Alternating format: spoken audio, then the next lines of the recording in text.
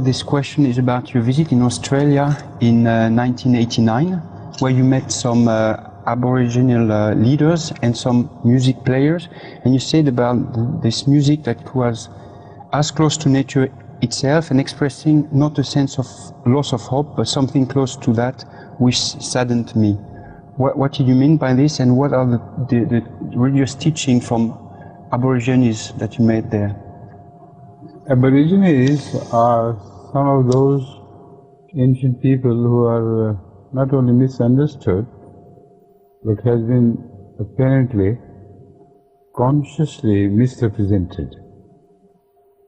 And in this, the so-called sociologists and the church have joined hands together, because it was against their theories that the study of Aborigines led them to believe in one and only one God.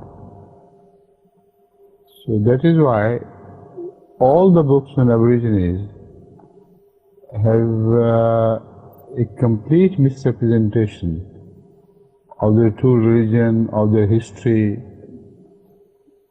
and the way it runs back into at least 40,000 years.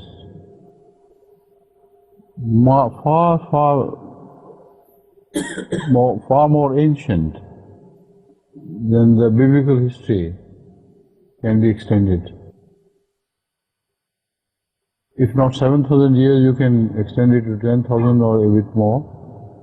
But their living history with all the positive geographical proofs runs to, according to some specialists, 40,000, and according to some 60,000 years of continuous existence. And that continuous existence, generation after generation, in a very strange way, was separate from each other.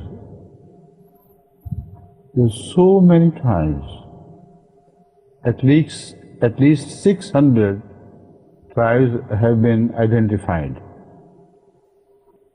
Although they believe that there are many more of which we do not have a living trace. But all these 600 tribes were spread all over the Australian continent with their own separate geographical boundaries, dividing them from other similar tribes, with the result that they could have no contact with each other, neither physical nor through language, because they had their own special language which the neighbor tribe did not understand. And by nature they were shy of seeing foreigners. So whenever they came close to the border, on both sides, they detected the presence of the other tribe and both retreated. So they kept at safe distance from the borders dividing them and the others. This is an established fact which has been established without dispute among all the scholars who have worked on Aborigines. And most amazingly, despite all this separation, complete segregation, they all believed in one God, without exception. Now, how could the idea of one God have evolved according to the sociologists? Because according to the sociologists, the idea of one God evolves from the idea of smaller many gods, which gradually give birth to higher and higher and higher concept of deities until they reach the concept of one God.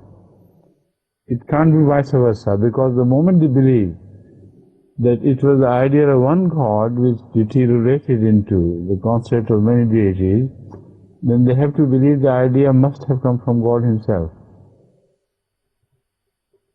Because man could not imagine the existence of one God, one supreme God, and a spiritual God. So, this is the problem which they face ultimately, and they have some lame excuses. Each sociologist has his own. But they cannot squarely face the problem in their eyes, because they know that they're willfully distorting facts. The same is the problem with Christians. No trace whatsoever of any Trinity has been found anywhere among the tribes. Not a single trace. So poor Christians, they're in the same mess. And also the Jews, because according to the Jewish history, the earth should have started much closer to our time and so on and so forth. And there are many other problems with the Jewish faith as well, which are totally exposed, the problem, by the study of Aborigines. And they know it. They know that they are being ill-treated. They know that they are being presented to the world as dreamy people who go on daydreaming and things. So they believe, they are presented in a manner that their idea of one God is in fact a sort of a dreamy state. This has given birth to concept of some deity. But they forget that if this was so, why all the 600 different tribes, completely segregated from the others, had exactly the same dreams? So their position is totally illogical and must be rejected on all counts. This is what I have tried to discuss in my book, Rationality, and a full chapter is devoted to it. But because most people do not understand these things, I think the study of that chapter will be very difficult for people to understand. But if somebody has heard me now, I think it will be easier for him to understand that chapter. Rima, have you read it? And you understood it, didn't you? Yes, you're a very clever girl, mashallah. Except in Urdu.